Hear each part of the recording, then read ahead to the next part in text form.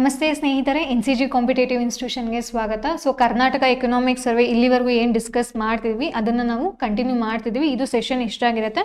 9 ಆಗಿರುತ್ತೆ. ಓಕೆನಾ? ಕ್ವಶನ್ಸ್ನ ನೋಡೋಣ. ಈ ಕೆಳಗಿನ ಯಾವ ತಂತ್ರಾಂಶಗಳು ತೋಟಗಾರಿಕೆ ಇಲಾಖೆಗೆ ಸಂಬಂಧಿಸಿದೆ, ಹಾರ್ಟಿಕಲ್ಚರ್ ಡಿಪಾರ್ಟ್ಮೆಂಟ್ಗೆ ಯಾವ ಈ ಅಪ್ಲಿಕೇಶನ್ಗಳು ಸಂಬಂಧಪಟ್ಟಿದೆ ಅನ್ನೋದನ್ನ ನೋಡ್ಬೇಕಾಗುತ್ತೆ. ಒಂದು ಸಸ್ಯ ಸೇರಿ, ಇನ್ನೊಂದು ಹಸಿರು ಅಂತ ಇದೆ. ಸೊ ನಮಗೆ ರೈಟ್ ಆನ್ಸರ್ ಯಾವ್ದಪ್ಪ ಅಂತ ಅಂದ್ರೆ 1 ಮತ್ತು 2 ಎರಡೂ ಕೂಡ ಏನಾಗಿದೆ, ಹಾರ್ಟಿಕಲ್ಚರ್ ಡಿಪಾರ್ಟ್ಮೆಂಟ್ಗೆ ರಿಲೇಟೆಡ್ ಆಗಿರುವಂತಹ ಈ ಅಪ್ಲಿಕೇಶನ್ಗಳಾಗಿದೆ. ಸೊ ಹಾಗಾದ್ರೆ ಸಸ್ಯ ಸಿರಿನ ನಾವು ಎಂತಕ್ಕೆ ಬಳಸ್ತೀವಪ್ಪ ಅಂತಂದ್ರೆ, ಇವಾಗ ಡಿಪಾರ್ಟ್ಮೆಂಟ್ ಅಲ್ಲಿ ಸೀಡ್ಸ್ ಗಳು ಅವೈಲಬಿಲಿಟಿ ಇರುತ್ತೆ, ಮತ್ತೆ ಬಯೋ ಫರ್ಟಿಲೈಸರ್ಸ್ ಗಳಿರುತ್ತೆ, ಮತ್ತೆ ಯಾವ ಗಿಡಗಳು ಅವೈಲಬಲ್ ಇರುತ್ತೆ ಅನ್ನೋದನ್ನ ಪಬ್ಲಿಕ್ಗೆ ಮತ್ತೆ ಫಾರ್ಮರ್ಸ್ಗೆ ತಿಳಿಸ್ಕೊಳ್ಳೋದಕ್ಕೋಸ್ಕರ ನಾವು ಸಸ್ಯಸಿರಿ ಅಪ್ಲಿಕೇಶನ್ ಡೆವಲಪ್ ಮಾಡಿದೀವಿ. ಸೊ ಈ ಅಪ್ಲಿಕೇಶನ್ ಅವರು ನೋಡೋದ್ರ ಮುಖಾಂತರ ಡಿಪಾರ್ಟ್ಮೆಂಟ್ ಅಲ್ಲಿ ಯಾವ್ಯಾವ ಸೀಡ್ಸ್ ಗಳು ಅವೈಲಬಲ್ ಇದೆ, ಯಾವ್ಯಾವ ಬೀಜಗಳು ಅವೈಲಬಲ್ ಇದೆ, ಮತ್ತೆ ಬಯೋ ಫರ್ಟಿಲೈಸರ್ಸ್ ಇರ್ಬೋದು, ಮತ್ತೆ ಯಾವ ಪ್ಲಾಂಟ್ ಗಳು ಅವೈಲಬಲ್ ಇದೆ ಅನ್ನೋದನ್ನ ಇವರು ಈ ಮುಖಾಂತರ ತಿಳ್ಕೊಬಹುದು. ಸೊ ಹಾಗಾದ್ರೆ ಹಸಿರು ಅಪ್ಲಿಕೇಶನ್ ಕೆಲಸ ಏನು ಅಂತ ಅಂದ್ರೆ, it is horticulture application for scheme implementation. ಇವಾಗ ಯಾವ್ದಾದ್ರು ಒಂದು ಯೋಜನೆನ ಇಂಪ್ಲಿಮೆಂಟ್ ಮಾಡಬೇಕು ಅಂತ ಅಂದ್ರೆ ಅದನ್ನ ಪ್ರಾಪರ್ ಆಗಿ ಇಂಪ್ಲಿಮೆಂಟ್ ಮಾಡೋದಿರ್ಬೋದು, ಮತ್ತೆ ರೆಗ್ಯುಲೇಟಿಂಗ್ ಯುಟಿಲೈಸೇಷನ್ ಆಫ್ ಫಂಡ್ಸ್. ಇವಾಗ ಒಂದು ಏನು ಸ್ಕೀಮಿಗೆ ಒಂದಷ್ಟು ಫಂಡ್ಸ್ಗಳು ಬಂದೇ ಬರುತ್ತೆ. ಸೊ ಅದನ್ನ ರೆಗ್ಯುಲೇಟ್ ಮಾಡುವಂಥದ್ದು ಇರ್ಬೋದು, ನಿಯಂತ್ರಣ ಮಾಡುವಂಥದ್ದು ಈ ಅಪ್ಲಿಕೇಶನ್ ಕೆಲಸ ಆಗಿರುತ್ತೆ. ಸೊ ಅದಕ್ಕೋಸ್ಕರ ಅಂತಾನೆ ನಾವು ಅಪ್ಲಿಕೇಶನ್ ಡೆವಲಪ್ ಮಾಡ್ಕೊಂಡಿದ್ದೀವಿ. 2022-23 ಅವಧಿಯಲ್ಲಿ ಭಾರತದಲ್ಲಿ ಹಸು ಮತ್ತು ಎಮ್ಮೆ ಹಾಲು ಉತ್ಪಾದನೆಯಲ್ಲಿ ಕರ್ನಾಟಕದ ಸ್ಥಾನವೇನು ಅಂತ ಕೇಳಿದ್ದಾರೆ.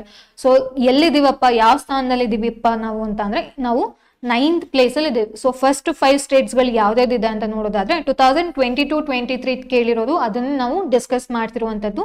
ಫಸ್ಟ್ ಪ್ಲೇಸ್ ಅಲ್ಲಿ ಉತ್ತರ ಪ್ರದೇಶ್ ಇದೆ, ಸೆಕೆಂಡ್ ಪ್ಲೇಸ್ ಅಲ್ಲಿ ರಾಜಸ್ಥಾನ್, ಥರ್ಡ್ ಪ್ಲೇಸ್ ಅಲ್ಲಿ ಮಧ್ಯಪ್ರದೇಶ್, 4th ಅಲ್ಲಿ ಗುಜರಾತ್ ಇದೆ, ಅಂಡ್ 5th ಅಲ್ಲಿ ಆಂಧ್ರ ಪ್ರದೇಶ್ ಇದೆ, 9th ಪ್ಲೇಸ್ ಅಲ್ಲಿ ಕರ್ನಾಟಕ ಇದೆ. ಸೊ ಫಸ್ಟ್ 5 ಸ್ಟೇಟ್ಸ್ ಯಾವ್ದಿದೆ ಅನ್ನೋದನ್ನ ಕೂಡ ನಾವು ಲಿಸ್ಟ್ ಕೊಟ್ಟಿದೀವಿ. ಅಂಡ್ ನಮ್ಮ ರಾಜ್ಯ ಯಾವ ಸ್ಥಾನದಲ್ಲಿದೆ ಅನ್ನೋದು ಕೂಡ ನಾವು ತಿಳ್ಕೊಬೇಕಾಗತ್ತೆ. ಜಾನುವಾರುಗಳ ವೀರ್ಯ ಕೇಂದ್ರಗಳು ಕರ್ನಾಟಕದಲ್ಲಿ ಡ್ಯಾಶ್ ಮತ್ತು ಡ್ಯಾಶ್ ನಲ್ಲಿ ಇವೆ ಅಂತ ಇದೆ. ಅಂತಂದ್ರೆ 2 ಪ್ಲೇಸ್ ಅಲ್ಲಿ ಇದೆ. ಯಾವ್ದಪ್ಪ ಅಂತ ಅಂದ್ರೆ ಬೆಂಗಳೂರು ಮತ್ತೆ ಧಾರವಾಡದಲ್ಲಿ ನಾವು ಜಾನುವಾರುಗಳ ವೀರ್ಯ ಕೇಂದ್ರಗಳನ್ನ ನಾವು ನೋಡಬಹುದು. ಕೆಳಗಿನವುಗಳಿಂದ ಸರಿಯಾದ ಹೇಳಿಕೆಗಳನ್ನು ಆಯ್ಕೆ ಮಾಡಿ ಅಂತ ಕೇಳಿದರೆ, ಮೇವು ಮತ್ತು ಪಶು ಆಹಾರ ಅಭಿವೃದ್ಧಿ ಕೇಂದ್ರ ಪ್ರಾಯೋಜಿತ ಯೋಜನೆ ಆಗಿದೆ ಅಂತ ಅಂದ್ರೆ, ಮೇವು ಮತ್ತು ಪಶು ಆಹಾರ ಅಭಿವೃದ್ಧಿ ಏನಿದೆ ಇದು ಕೇಂದ್ರ ಪ್ರಾಯೋಜಿತ ಯೋಜನೆ ಆಗಿದೆ, ಸೆಂಟ್ರಲಿ ಸ್ಪಾನ್ಸರ್ಡ್ ಸ್ಕೀಮ್ ಅಂತ ಹೇಳ್ತಿದ್ದಾರೆ. ಮೇವು ಮತ್ತು ಪಶು ಆಹಾರ ಅಭಿವೃದ್ಧಿ ಯೋಜನೆಯನ್ನು 2005-6ರಿಂದ ಜಾರಿಗೊಳಿಸಲಾಗುತ್ತಿದೆ ಅಂತ ಇದೆ. ಸೊ ಇದೆರಡು ಏನಾಗುತ್ತೆ, ಸ್ಟೇಟ್ಮೆಂಟ್ಸು ರೈಟ್ ಇದೆ. ಅಂಡ್ ಇದಕ್ಕೆ ರಿಲೇಟೆಡ್ ಇನ್ಫಾರ್ಮೇಶನ್ ನಾವು ನೋಡೋದಾದ್ರೆ, ಫೀಡ್ ಅಂಡ್ ಫಾರ್ಡರ್ ಡೆವಲಪ್ಮೆಂಟ್, ಹೌದಲ್ವಾ, ನಮ್ಗೆ ಹಸಿರು ಹುಲ್ಲು ಅನ್ನೋದು ತುಂಬಾ ಇಂಪಾರ್ಟೆಂಟ್ ಆಗುತ್ತೆ ಮೇವು ಮಾಡ್ಲಿಕ್ಕೆ ಹಸುಗಳಿಗೆ. ಸೊ ಅದಕ್ಕಂತ ಒಂದಷ್ಟು ನಾವು ಏನು ಕ್ರಮನ ಕೈಗೊಂಡಿದೀವಿ. ಯಾವ್ದಪ್ಪ ಅಂತಂದ್ರೆ, to mitigate the shortage of green fodder in the state.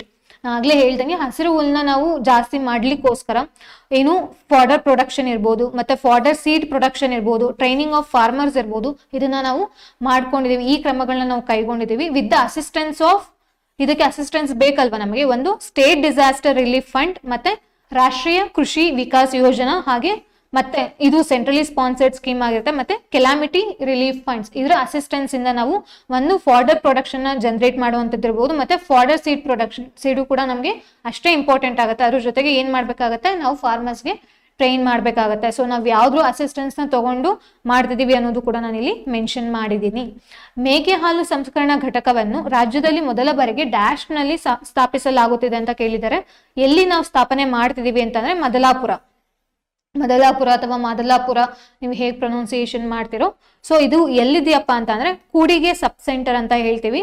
ಇದು ಯಾವ ಜಿಲ್ಲೆಯಲ್ಲಿ ಕಂಡು ಬರುತ್ತೆ ಅಂತ ಅಂದ್ರೆ ಕೊಡಗು ಜಿಲ್ಲೆಯಲ್ಲಿ ನಾವು ಇದನ್ನ ನೋಡ್ಬೋದು. ಕೊಡಗು ಜಿಲ್ಲೆಯಲ್ಲಿ ಇದು ಮಾದಲಾಪುರ ಇದೆ. 2023-24ರಲ್ಲಿ ಹಾಲಿನ ಉತ್ಪಾದನೆಯನ್ನು ಉತ್ತೇಜಿಸಲು MPCS ನ ಹಾಲು ಪೂರೈಸುವ ಸದಸ್ಯರಿಗೆ ಗುಣಮಟ್ಟದ ಹಾಲಿನ ಪ್ರತಿ ಲೀಟರ್ಗೆ ಎಷ್ಟು ಪ್ರೋತ್ಸಾಹಧನ ನಾವು ಕೊಡ್ತಿದೀವಿ ಅನ್ನೋದು. ಓಕೆನಾ, ಎಷ್ಟು ಪ್ರೋತ್ಸಾಹಧನ ನಾವು ಹೆಚ್ಚಿಗೆ ಕೊಡ್ತಿದೀವಿ ಕ್ವಾಲಿಟಿ ಮಿಲ್ಕಿಗೆ.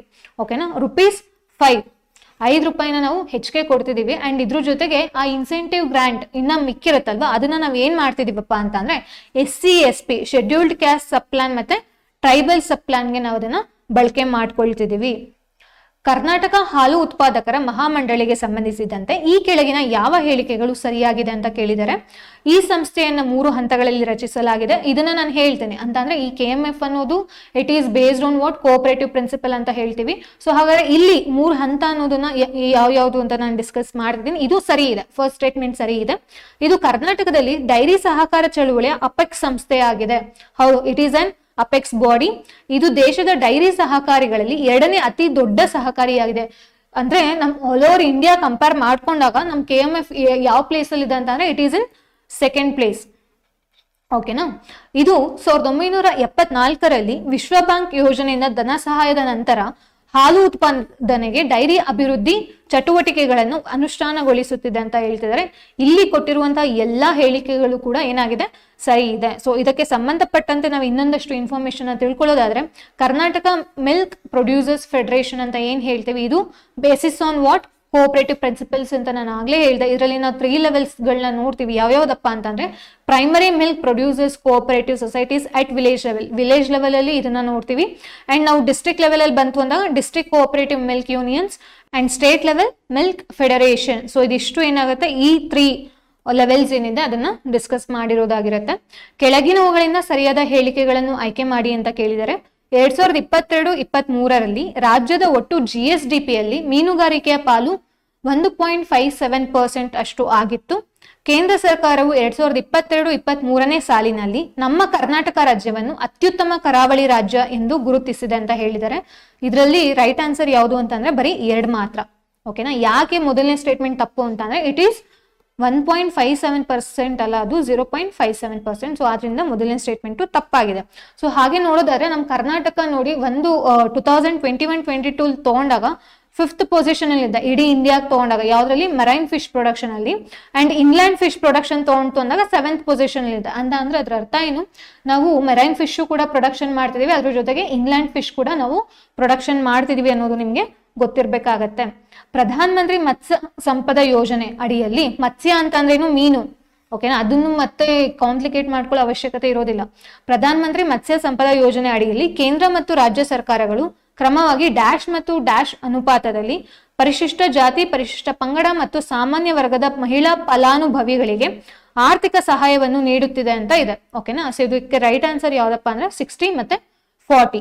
ಇದಕ್ಕೆ ಸಂಬಂಧಪಟ್ಟಂತ ಇನ್ನೊಂದಷ್ಟು ಇನ್ಫಾರ್ಮೇಶನ್ ನೋಡೋದಾದ್ರೆ, ಈ ಪ್ರಧಾನ ಮಂತ್ರಿ ಮತ್ಸ್ಯ ಸಂಪದ ಯೋಜನೆ ಇದೆಯಲ್ಲ, ಇದೇನಿದು ಸೆಂಟರು ಇಂಟ್ರೊಡ್ಯೂಸ್ ಮಾಡಿರುವಂತಹ ಒಂದು ಯೋಜನೆ. ಇದು ಏನಪ್ಪಾ ಅಂತ ಅಂದ್ರೆ it is an integrated development ಅಂತ ಅಂದ್ರೆ ಇದರಲ್ಲಿ ಎಲ್ಲಾನು ಇನ್ಕ್ಲೂಡ್ ಇದೆ.